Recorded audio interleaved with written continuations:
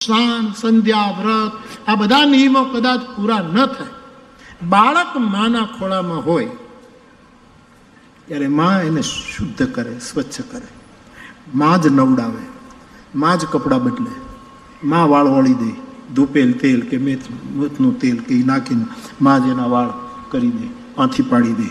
આ તેલના જે અમારા જૂના અનુભવ છે એ બોલું છું, ધૂપેલ ને એ જે તેલ.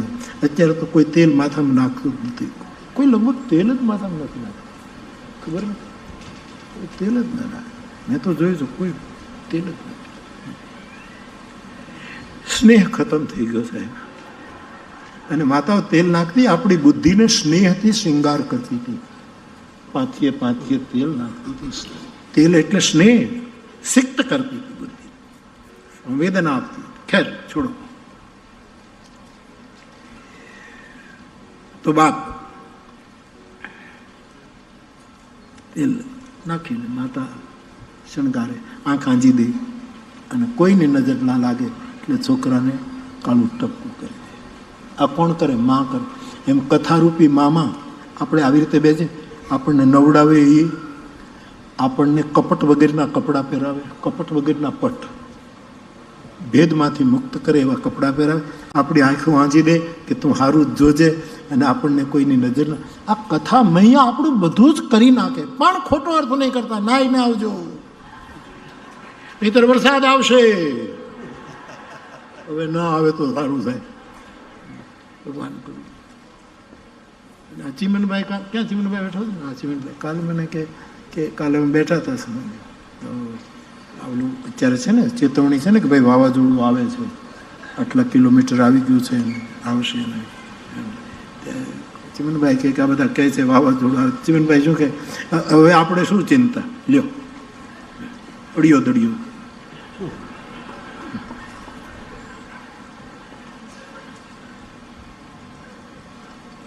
કેટલા શાંતિથી સાંભળે છે.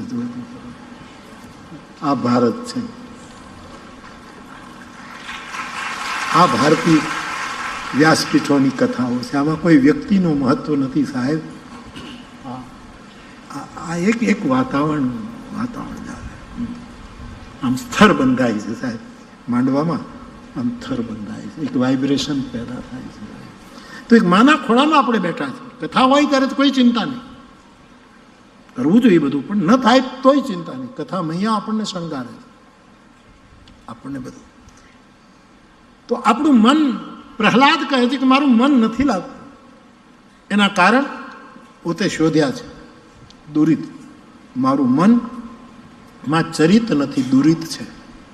મારા મનમાં ચરિત્ર ગમતું નથી, દુરિત ગમે છે. મને બધા વિચિત્ર વિચારો આવે છે, આમ કરી નાખો, આમ કરી નાખો, આમ કરી નાખો, આમ કરી નાખો, એટલે મારું મન લાગતું નથી.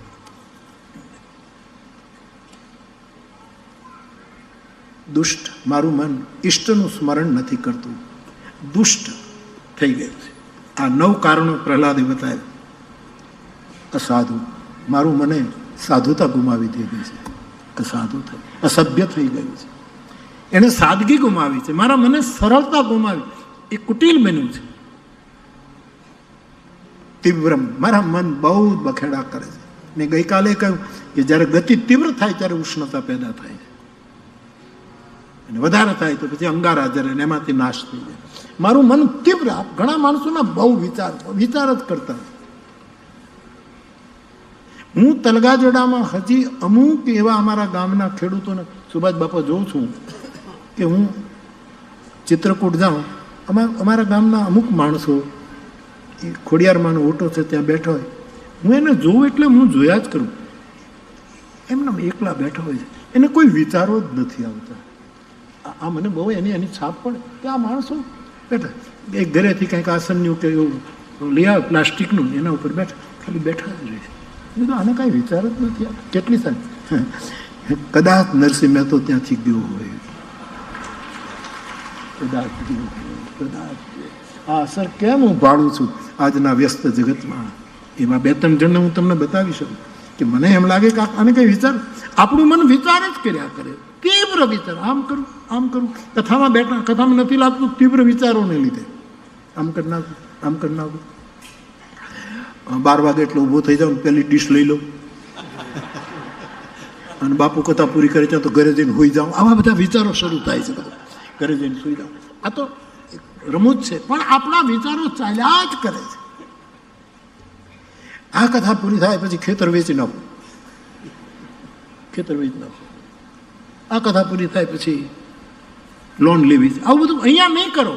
માના ખોળામાં હો ત્યારે બધું મા ઉપર મૂકી દો, એ બધું કરશે, એ બધું કરશે. પ્રહલાદ કહે છે મારું મન બહુ તીવ્ર વિચાર કરે, ઉષ્ણતા પેદા કરે, સંતાપ ઉત્પાદ પેદા કરે. બહુ પ્રેક્ટિકલ કારણો બતાવે. કામાતુરમ, અનેક કામનાઓ કરે છે. હું કથા સાંભળું તો મને સ્વર્ગ મળી જાય, હું કથા સાંભળું તો મારો મોક્ષ થઈ જાય તો સારું. કથા સાંભળું તો મને વૈકુંઠવાસ થાય, કૈલાસવાસ થાય. આવા પ્રલોભનો આપણે ત્યાં અપાયા છે અને હજી પણ લોકો આપે છે કે તમે અમને સાંભળો તો તમે ડાયરેક્ટ ફ્લાઇટમાં લઈ જઈએ ત્યાં. કામાતુરમ, કામના. કામાતુર એટલે અહીંયા દેહવાદી કામની ચર્ચા નથી. કથાના પાછળથી વક્તા શ્રોતા બધી બંને જણા ફલાકાંક્ષા જો રાખે છે એ કામાતુર. દેખ, જો રામચરિતમાનસમાં કામ, ક્રોધ અને લોભ એ ત્રણ મોટા દુર્ગુણ, એ ત્રણેયને રામે સ્વીકાર્યા છે. આનો ત્યાગ નથી કર્યો રામજી. રામજીએ કીધું તમે આ ત્રણને સમ્યક રીતે રાખો, એમાં મને કોઈ વાંધો નથી. મને આ જ વસ્તુ નથી ગમતી, મને ત્રણ વસ્તુ કામ, ક્રોધ અને લોભ સાથે મને વાંધો નથી. બહુ જવાબદારી સાથે બોલું છું. પણ મને આ બીજી ત્રણ વસ્તુ તમે કરો એની સાથે કઈ? મોહી, કપટ, છલ, છિદ્ર નો ભાવ. મને કપટ, છલ અને છિદ્ર, બાકી મને કામ ગમતો નથી. પરમાત્મા પોતે કામરૂપ ધારણ કરે છે. સુરત બેટા સુરત લખી લે. શું લખું? બલ કલ બસ જટિલ તનુ શ્યામ. રામ સ્વયં કામરૂપ છે. કેટલા પ્રમાણો આપું તમને? બહુ જવાબદારી સાથે કહું છું. બલ કલ બસ જટિલ તનુ શ્યામ અને જંતુ મુનિ બેશ કિન્હ રતિ. ચિત્રકૂટમાં રામ વલકલ વસ્ત્ર છે, જટા જૂટ છે, અને લખ્યું છે કે જાણે કામદેવ અને રતિ બેઠા હોય એવું લાગે છે. રામ પોતે કામ છે, એ કામની નિંદા નથી કરી. સમ્યકતા. બીજું પ્રમાણ મારી જવાબદારીથી કહું છું. રામાયણ ખોલી નિર્ણય કરજો. ભગવાન કહે છે કામ મારો દીકરો છે, હું એનો વિરોધ ન કરું. મારો દીકરો છે. કૃષ્ણ તનય ઓઈ પતિ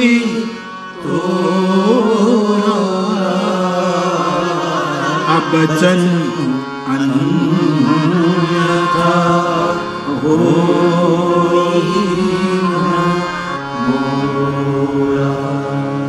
ભગવાન કહે છે કે કૃષ્ણનો દીકરો, હે રતિ, તને કૃષ્ણ અવતારમાં કૃષ્ણનો દીકરો, જે કામ તારો બળી ગયો, અમે શંકરે બાળ્યો, શિવજી કહે કૃષ્ણ અવતારમાં તને કૃષ્ણનો દીકરો પતિત રે. તો કામ ઈશ્વરનો, કામરૂપ પોતે છે. કામ એનો દીકરો પણ છે. એને કહેવા દો, માનસના આધારે ખોટો અર્થ નહીં કરતા પ્લીઝ. રામના બાપનું નામ પણ કામ છે. તુલસી નૃપતિ ભવતવ્ય બસ રામ કૌતુક. રામને રાજગાદી આપવાની વિચાર લઈ પણ કઈ ના તરફ વધારે પડતી આસક્તિ. આ લીલા છે. દશરથ બ્રહ્મનો બાપ કામી ન હોય પણ આપણને બતાવ્યું છે. અને જાય છે ત્યારે તુલસીદાસજી કહે છે કે જે દશરથને માટે સુરપતિ બસહી બાહુબલ જાતે. સ્વર્ગમાં દશરથજી જાય તો ઇન્દ્ર પોતાનું અડધું સિંહાસન ખાલી કરી નાખે. રાજા મહારાજાઓના એ વખતે રઘુકુળના સમયમાં મુકુટના મણિ દશરથના પગમાં ઘસાઈ જતા. સૌથી અરીસ અતિ ગયો સુખાઈ. મારી પત્ની કોપભુવનમાં મારી સુંદર કઈ એના તરફ આકર્ષણ છે, અને એકદમ ડરી ગયા. બે ડગલા પાછા પડ્યા અને તુલસી લખે દેખું કામ પ્રતાપ બડા. કામની પ્રતાપ. બાપ પણ કામ, પોતે પણ કામરૂપ. ત્યાં બાપ દશરથજીનો અન્યથા અર્થ નહીં કરતા, પણ આ લીલા છે. આ મને તમને સાવધાન કરવા માટે. એનો ભાઈ પણ કામ. કલ્પના તો કરો. ધર્મ ભરત છે, ધર્મ સાર જાણે છે, પાકો ધર્મ છે. શત્રુઘ્ન અર્થ છે, કારણ કે જે મૌન રહેતો હશે એ જ અર્થ સમજતો હશે. જે બહુ બોલ બોલ કરે એ અર્થનો વ્યભિચાર કરી નાખે. જે મૌન શત્રુઘ્ન અર્થ છે, ધર્મ અર્થ. લક્ષ્મણ કામ છે, લક્ષ્મણ કામ. અને રામ મોક્ષ છે. ધર્મ અર્થ કામ. એનો ભાઈ પણ કામ છે. પત્ની રતિ છે, રતિ છે. એનો દુશ્મન પણ કામ છે. મોહ દશ મોહની તદભાત અહંકાર પાકારી જીત કામ. ઇન્દ્રજીત કામ છે જે એની સામે. મિત્ર પણ કામ. સુગ્રીવ અતિ વિષયી માણસ, મિત્ર પણ કામ. એટલે રામે કામનો વિરોધ નથી કર્યો, એની સમ્યકતા બતાવી છે. કામનો કપટ છોડો. તમારે સંસારમાં રહેવું હોય તો તમે નિયમ પ્રમાણે, કુશળ નિયમ પ્રમાણે, સંયમ પ્રમાણે તમે વર્તો. તમારા એની નાના ક્રોધ પણ ભગવાનને વિરોધ નથી કર્યો. પરશુરામનો આટલો બધો ક્રોધ, રામજી જરાય વિરોધ ન કર્યો, લક્ષ્મણે થોડોક કર્યો. એનો ક્રોધ ન છોડ્યો. દુર્વાસાએ ભગવાનની છાતીમાં ચરણ પ્રહાર કર્યો, પગ પકડીને પંપાળે છે, મહારાજ મારી છાતી રાક્ષસોના વજ્રથી પણ ગદાઓ ખાઈ ખાઈને કઠોર, તમારું ચરણ કેટલું કોમળ, આપને ચોટતો નથી. ક્રોધની સાથે પણ એણે બીજો વ્યવહાર નથી કર્યો. અને સુગ્રીવ આદિ અથવા તો વિભીષણના મનમાં પણ લોભ છે, વાસના. એ તો પછી રામના તરફ ગયો, પછી ઓગળી ગઈ. આ લોભીઓનો પણ એણે, રામ ઈચ્છે છે મારી તમારી પાસે કે તમારા સંસારમાં તમારો થોડુંક કામ હોય, તમારો વંશ વૃદ્ધિ, સમ્યક સંયમી વિવેકી બનીને તમે કામ. ક્રોધ પણ ક્યારેક થોડોક જરૂરી હોય. છોકરાઓ બગડી ન જાય, ખોટી લાઈન ન લઈ લે તો થોડુંક મા બાપ ક્રોધ કરે જરૂર. અને ભવિષ્યની ચિંતા કરીને થોડુંક માણસ એફડી કરે, થોડુંક લોભ કરે, થોડુંક એ પણ જરૂર. પણ 3 વસ્તુની જરૂર નથી: કપટ, છલ અને છિદ્ર. આ 3ને જ વ્યાસપીઠ ઈર્ષા, નિંદા અને દ્વેષ કહે છે. આ 3 વસ્તુને છોડવાની. તો અહીંયા કામાતુરમ. મારા મનમાં અનેક કામનાઓ જાગે છે. પ્રહલાદ કે એ કથામાં મારું મન લાગવા નથી. હે વિકુંઠનાથ, હર્ષ શોક. મને ક્યારેક હર્ષ થાય, ક્યારેક શોક થાય. આ મારા મનને વિક્ષેપ કરે છે. મારા મનમાં ભય પેદા થાય છે, એ મને વિક્ષેપ કરે. અને ઈશના પુત્રેશના, સુતેશના, લોકેશના, આ પ્રકારની આ બધું મને નડે છે. આ બધું મને ભટકાવે. તો પ્રહલાદ ભગત શિરોમણી બન્યા. એ તુલસીદાસજીનો ઉલ્લેખ છે. તો આ પ્રહલાદની કાલે મેં વાત કરી હતી. મારા પૂજ્ય ધનંજય બાપાએ મને મોકલ્યું. એમણે વ્યાખ્યા પણ લખી. મારું આ મન તમારી કથામાં લાગતું નથી, કારણ કે દુરિત વાસનાઓથી કલુષિત છે. મારા મનમાં ઘણા દોષો છે, અસાધુ છે, બહુ તીવ્ર છે, કામાતુર છે. હર્ષ ઘડી ઘડી થાય, શોક થાય, ભય લાગે, અને અનેક પ્રકારની ઈર્ષણાવાળું મન છે. એમાં હું દીન, આપની ગતિને કેમ સમજી શકું? હું એકદમ દીન બની ગયો છું. તો આ વાત કાલે થઈ હતી.